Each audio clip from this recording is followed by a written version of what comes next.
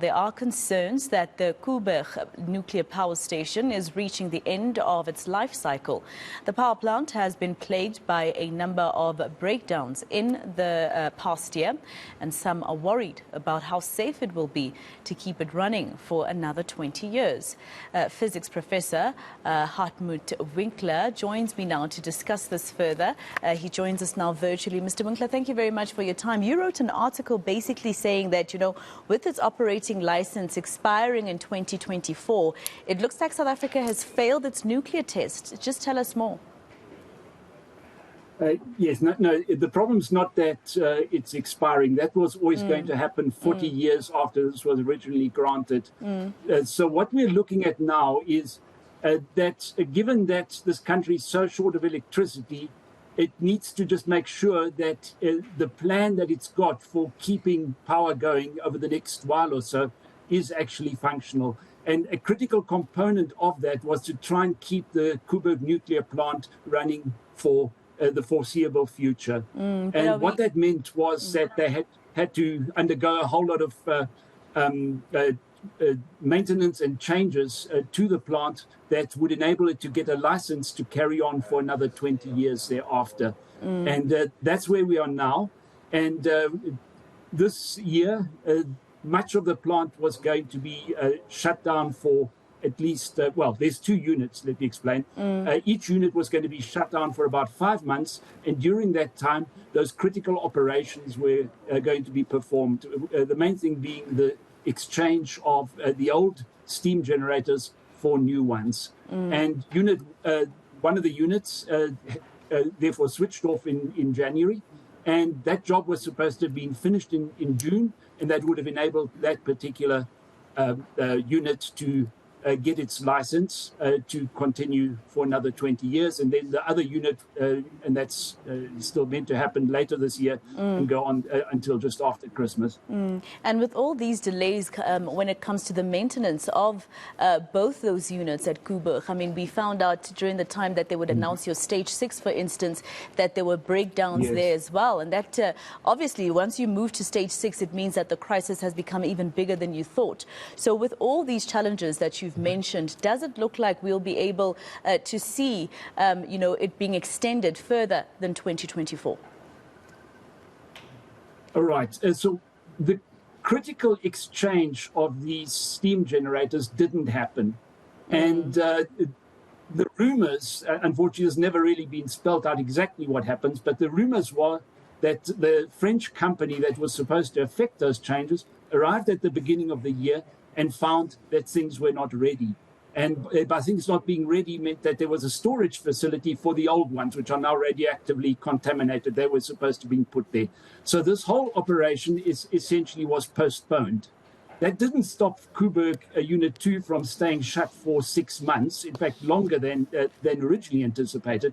It was only brought back online about a week ago. And okay, that's another matter, but promptly they'd had to shut it down again because something wasn't working properly. In essence, this operation, which had been planned for the first 6 months of this year, is now going to have to be redone next year. And that means that next year we are again in danger of not having the plant running during a critical period.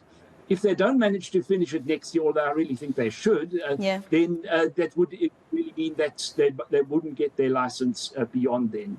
Yeah, which is going to be quite a huge problem in terms of fighting the energy crisis in our country, and even the announcement that the president made a few weeks ago. But talk to me about, the fact that there were some staff members who resigned. I know that the rumor is that there was friction and whatever, and that's why they resigned. But I'm more interested in how Eskom has continuously said, the executive rather, has continuously said that some of its issues is that they don't have enough manpower to be able to do the maintenance at some of its important power plants.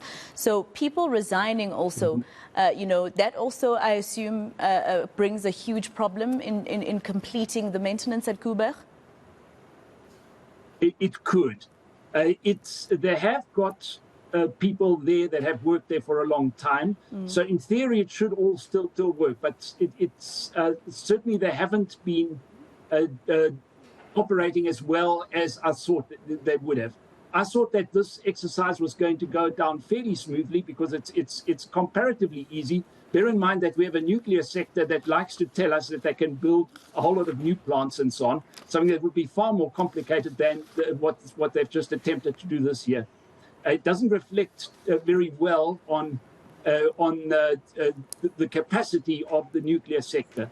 At the same time, however, I would have thought that this particular Koeberg life extension is, by comparison, a relatively straightforward routine operation.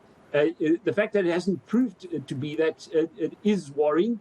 I still hope that in the end things will come right. I think the main thing and I guess it applies throughout the energy sector, there just needs to be a focus of going back to the basics. There's been a lot of confusion in the sector, a lot of people pulling in different directions, lots of attacks on various people. It's become a political football. It shouldn't be. This is something which is crucial for the country and for its economy.